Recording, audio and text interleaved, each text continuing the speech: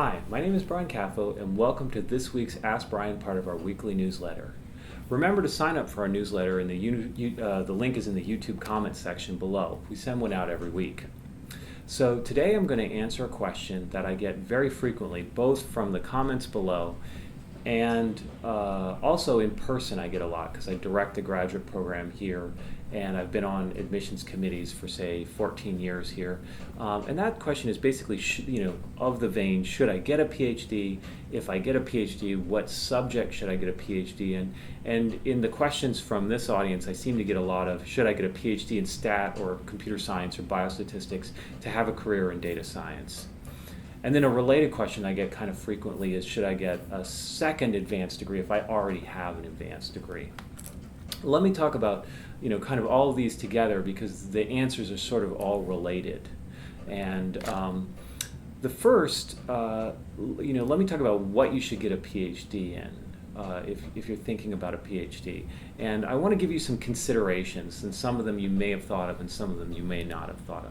So when you go get a PhD, I think a lot of people think about the research they do with their advisor, and sometimes they might think about the particular advisor that they want to work with. But that's not all that occurs in a PhD program. And mostly what I'm talking about is sort of STEM-oriented PhD programs like the one that I'm involved in. I kind of don't know what goes on in a humanities PhD program. I've never been associated with them. But in most STEM PhD programs, there's things like the academic curriculum. And that's usually 1 to 2 years, some cases even a little bit more. Of course there's the advisor that you work with, right? And then there's the environment that you're in. So if you're in the biostatistics environment here, right, you're going to be attending seminars. The social and cultural environment, you're going to get information from that, your other students and what they're working on. So all of that environment is part of your education, and it plays a rather large role. You may not work here in causal inference, but your friends are going to work in causal inference, and you're going to get some of that stuff by osmosis. You're going to attend seminars. You might attend a working group or an interesting talk. Okay. And then there's the actual research you do. And I think most people, when they think about a PhD, they have a tendency to think about an advisor and the research they do and spend less time thinking about the academic curriculum and the environment that they're going into. I've noticed that quite a bit. So they might say, hey, there's a very data science-y faculty member here in biostat, and I want to come do biostat, but not think about it, oh wait, but I got to take a year and a half of hardcore theory classes in subjects I'm not really that interested in, and things like that are definitely worth considering. What's the environment going to give me? How much of my environment is going to give me the sort of things that I'm interested in? I think here it would be I think here is a great compromise among the various things, but I think whatever department you're looking at or whatever program you're looking at, you've got to factor in all four of those things. Then, of course, there's the set of job opportunities that are available to the department and program that you come out of. So if you come out of a biostatistics degree here, you obviously don't have the kind of credentials to go be an actor.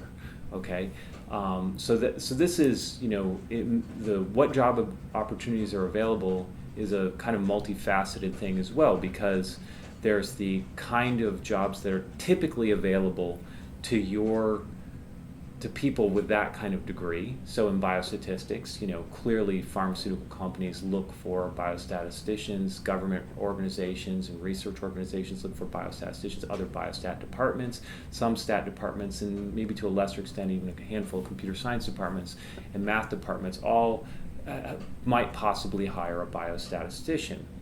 I've also noted, for whatever the reason, some of my former students, they all tend to go into finance, and there seems to be financial institutions that really like to hire biostatisticians for whatever the reason, I think because they're just well trained in quantitative analysis. But then in addition to what kinds of jobs are typically available to people with that kind of degree, there's also the kind of connections that your advisor has. So, for example, I don't have great connections to sort of faculty level computer science department. So if a student of mine wanted to be a faculty member in a computer science department, my name wouldn't bring a lot of cachet. It wouldn't help them very much. And I would, so there is also what kinds of connections your advisor brings to the table, or in your close other faculty members, mentors. Okay, so hopefully, what I'm trying to suggest is when you're thinking about what to get a PhD in, think about all of these issues. So if you want to be a data scientist and mostly what you're interested in is data engineering, well, a lot of the academic curriculum in a statistics or a biostatistics department is not going to cover data engineering topics. Conversely, if you're a computer, what you mostly want to do is on the analysis side of things, almost all of your biostat academic curriculum is going to cover the analytic side of things, and they're going to cover them in a depth and a breadth that is just going to be different than other kinds of departments on the same topic. So hopefully that information would help you pick what specific kind of degree you would want to go into data science. Now there's a question of, should I get a PhD at all? And maybe I already have a PhD or another advanced degree. Should I get a PhD at all? So I think I have a kind of a rule that I would suggest you should think about when you're thinking about getting a PhD. You should get a PhD in a subject if you want to work in a job that requires a PhD from that subject or equivalent for 15 years. Right? A PhD is a long process. It usually takes, say, 5 years. The latter years are kind of lonely, right? It's hardcore working on research and writing. So it's a very hard thing to do. And it's a lot of effort to put in if you're not going to do it for 15 years. So let me give you an example of kind of a common question or common scenario that comes in where I think you shouldn't get a PhD. So I often meet people who already have a PhD in another subject, and they already have a job in that area, in that other subject. Let's say even they're a faculty member, they're doing well as a faculty member, and they come talk to me and say, I want to get a PhD because I feel like I need to know more biostatistics. Well, that's not a great reason to get a PhD. That's a great reason to get a master's degree. That's exactly what a master's degree is built for, right? Getting a PhD, you're basically saying, I'm a exercise physiologist or whatever, and I'm working as an exercise physiologist. You don't have a job that requires a PhD in biostatistics. What would adding one do? A lot of the content in this academic curriculum here, right? It's not like riding a bike. If you don't use it, it's not like it just stays there. It goes away. Even a lot of the technical biostatistics thing, and I'm a biostatistics researcher who works on it every day. A lot of the technical stuff I learned in grad school, I've already forgotten. And I think almost every faculty member would say that. There's classes in our doctoral curriculum that I couldn't teach without, say, a year of preparation. Okay, so the idea that you already have a job, you're already working, you already have a PhD, and in another field, and you want to get a PhD just for knowledge's sake. Well, take some classes, get a master's degree. That seems ridiculous.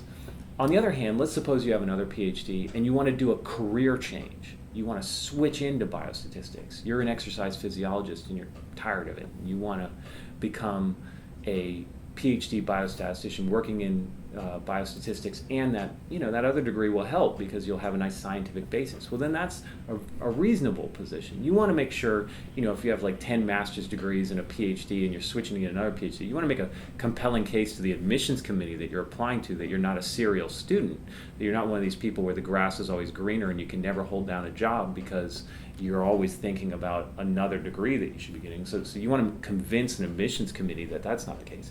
But on the other hand, getting another degree to do a career change is a reasonable thing to do. There aren't a lot of ways that you can do a career change without getting some sort of training or some sort of entree into the other field. I would also say there's several instances in the second advanced degree question that make sense. MD, PhD seem to work really well.